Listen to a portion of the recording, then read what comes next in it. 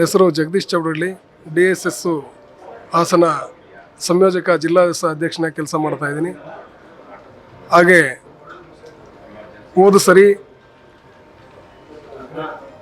Prajwal JDS ಅಭ್ಯರ್ಥಿಯಾದಂತಹ Swaroop ಅವರನ್ನು ಗೆಲ್ಲಿಸಲಿಕ್ಕೆ ಈ ಹಾಸನ ಜಿಲ್ಲೆಯ ಹಾಸನ ತಾಲೂಕು ಇಡೀ ರಾಜ್ಯ ಕಂಡಂಥ ಹಾಸನ ತಾಲೂಕು ಏನು ಚುನಾವಣೆಯಲ್ಲಿ ಪ್ರಬಲವಾಗಿ ಉಜ್ವಲವಾಗಿ ಪ್ರಚಲವಾಗಿ ಕಂಡಿತ್ತು.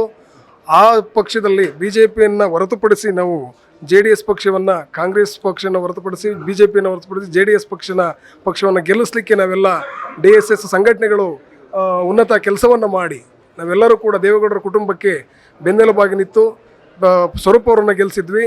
ಅದೇ ರೀತಿ ಈ ಸರಿ ನಾವು ಅದೇ ಕುಟುಂಬದ ಪ್ರಜ್ವಲ್ ರೇವಣ್ಣವರನ್ನು ಗೆಲ್ಲಿಸಬೇಕಾಗಿ ಇಡೀ ದಲಿತ ಸಮುದಾಯ ಏನು 17 ಸಂಘಟನೆಗಳು ಒಟ್ಟಾಗಿ ನಾವು ನಿಂತಿದ್ದೀವಿ.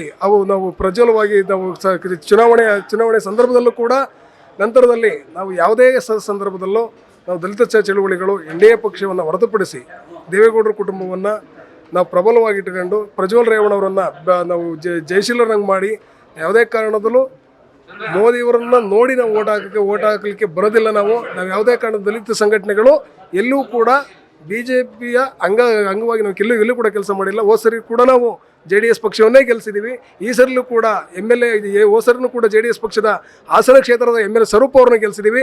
ಈ ಸರಿ ಹಾಸನ ಜಿಲ್ಲೆಯಾದ್ಯಂತ ನಾವು ಪ್ರವಾಸವನ್ನು ಮಾಡಿ ಮತದಾರರನ್ನ, ನಮ್ಮ ದಲಿತ ಸಮುದಾಯಗಳ ಮತದಾರರನ್ನ ಮನವೊಲಿಸಿ ಈ ಸರಿಲೂ ಕೂಡ ನಮ್ಮ MP ಅಭ್ಯರ್ಥಿಯಾದಂಥ ಪ್ರಜ್ವಲ್ ರೇವಣ್ಣವರನ್ನು ಅತಿ ಹೆಚ್ಚು ಮತಗಳಿಂದ ನಾವು ಜಲಶೇಖರಣೆ ಮಾಡ್ತೀವಿ ಅಂತ ಹೇಳ್ತಾ ನನ್ನ ಮಾತನ್ನು ಮುಗಿಸ್ತೇನೆ. ಜೈ ಭೀಮ್.